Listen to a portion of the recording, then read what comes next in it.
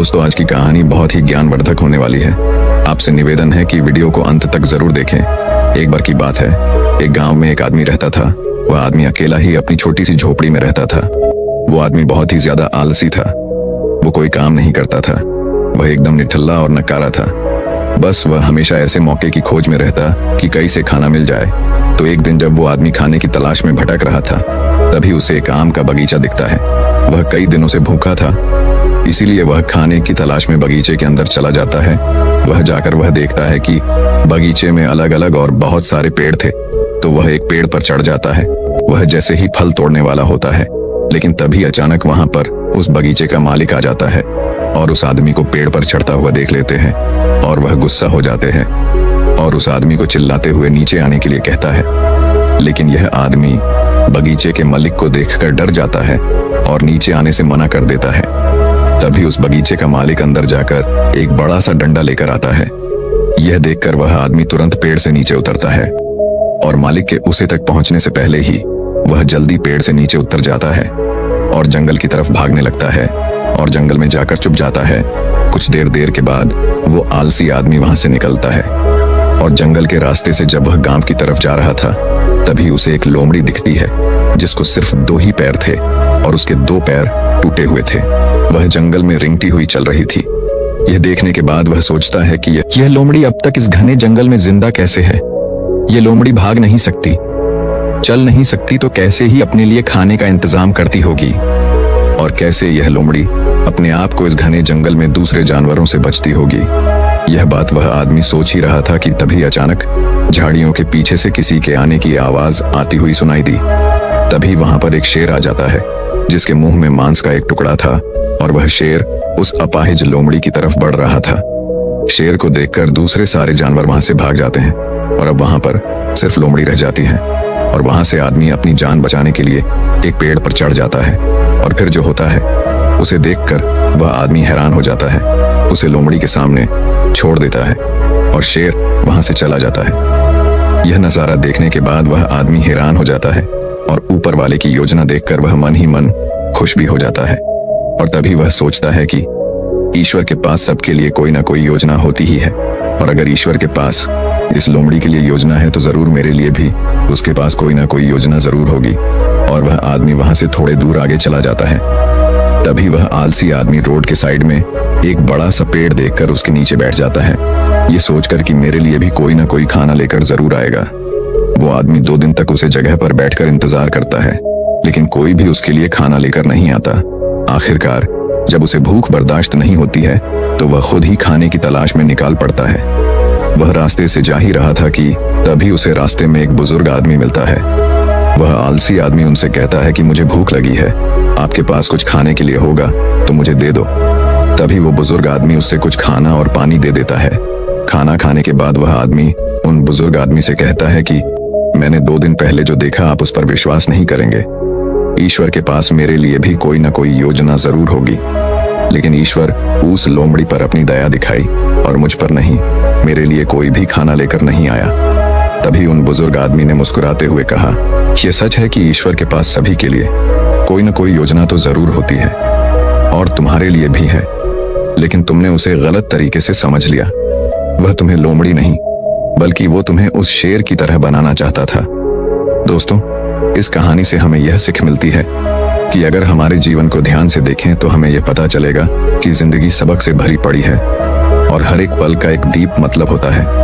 और सोचा कि वह लोमड़ी सिर्फ बैठी हुई है और वह सिर्फ इंतजार कर रही है कि कब उसके साथ अच्छी चीज होगी, लेकिन वह आदमी यह भूल गया था कि वह लोमड़ी मजबूर थी। लेकिन हम उस लोमड़ी की तरह मजबूर और लाचारी नहीं।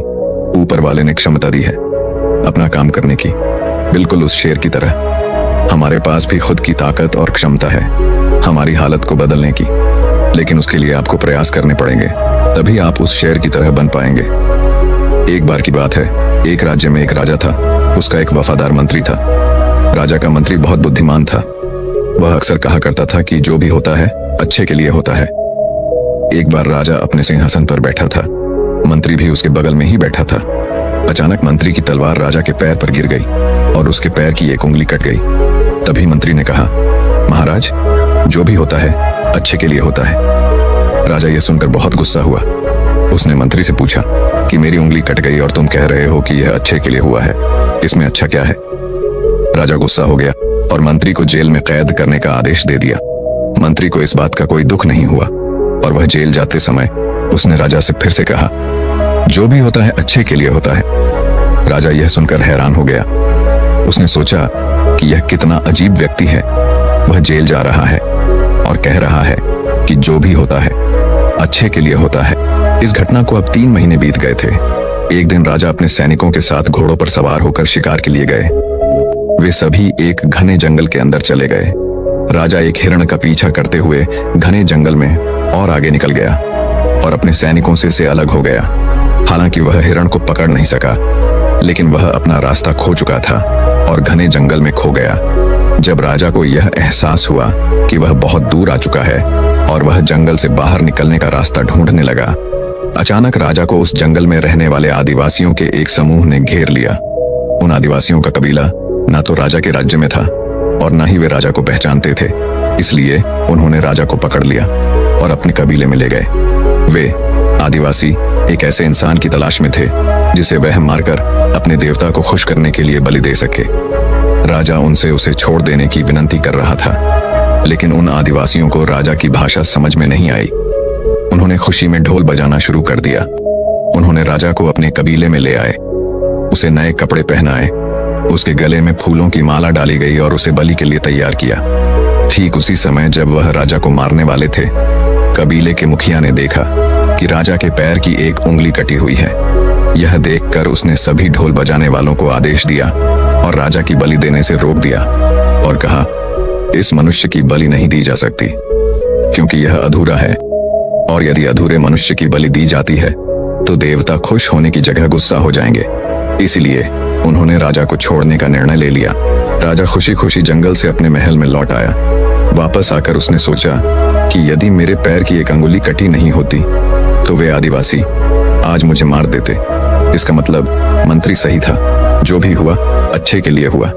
राजा ने सिपाहियों को तुरंत आदेश दिया कि मंत्री को जेल से बाहर निकालो। उसने मंत्री को उसका मंत्री पद वापस दे दिया और मंत्री से पूछा, मुझे बताओ कि उस दिन मेरी उंगली कटी थी और यह मेरे भले के लिए हुआ। मैं यह समझ गया हूँ, लेकिन आप 3 महीने जेल में रहे और आपको इतना कष्ट सहना पड़ा।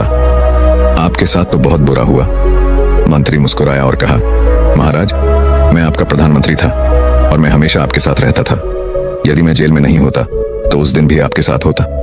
महाराज, आपकी कटी उंगली देखकर उन्होंने आपको छोड़ दिया, लेकिन मेरा शरीर पूर्ण था और यदि मैं आपके साथ होता तो वह मेरी बलि जरूर दे देते। इसलिए अच्छा हुआ कि मैं उस दिन आपके साथ नहीं था और मैं जेल में था। इससे आपकी जान बच गई और मेरी भी जान बच गई। इसलिए मैं हमेशा कहता हूँ कि जो भी होता है अच्छा होता है। दोस्तों, अगर हम अपने जीवन में देखें तो पाएंगे कि हमारे जीवन में भी कई बार ऐसा समय आता है जब हमें लगता है कि हमारे साथ बहुत बुरा हो रहा है या ऐसा नहीं होना चाहिए था, लेकिन कुछ समय के बाद अगर हम पीछे मुड़कर देखते हैं तो हमें लगता है कि उस समय जो भी हुआ वह अच्छे के लिए हुआ। दरअसल हम प्रत्येक घटना को अपनी बुद्धि से आंकने का प्रयास करते हैं, लेकिन वास्तव में हमारी बुद्धि भी सीमित होती है। हम अपनी सीमित बुद्धि से किसी घटना के उचित या अनुचित होने का आकलन नहीं कर सकते। पूरा संसार कर्म पर आधारित है। जो अच्छे कर्म करता है उसे सुख मिलता है और जो बुरे कर्म करता है उसे दुख मिलता है। इसलिए अगर आप किसी दुखद दौर से गुजर रहे हैं तो हमेशा याद रखें कि आपके बुरे कर्म कट रहे हैं और प्रकृति आपको आपके बुरे कर्मों का फल देकर हर समय उन्नति की ओर ले जा रही है। यह सृष्टि हमारे दुश्मनों द्वारा नहीं बनाई गई है, इसलिए इस दुनिया में कुछ भी गलत नहीं हो सकता। इसलिए अपने दिमाग से यह ख्याल निकाल दीजिए कि आपके साथ कुछ बुरा हो सकता है और हमेशा याद रखिए कि कभी कभी जो भी होता है अच्छे के लिए ही होता है। दोस्तों, आपने आज के इस वीडियो से क्या सीखा वह मुझे आप कमेंट में बता सकते हैं। इसी के साथ में उम्मीद है कि आपको आज की वीडियो पसंद आई होगी, तो इस वीडियो को उस इंसान को शेयर करें जिससे ये कहानी सुनने की जरूरत है और उसी के ठीक बाद चैनल को सब्सक्राइब करें। तो चलिए फिर मिलते हैं ऐसी एक और नई वीडियो में एक नए मैसेज के साथ। तब तक के लिए अपना ख्याल रखें। धन्यवाद और नमो बुद्धाय।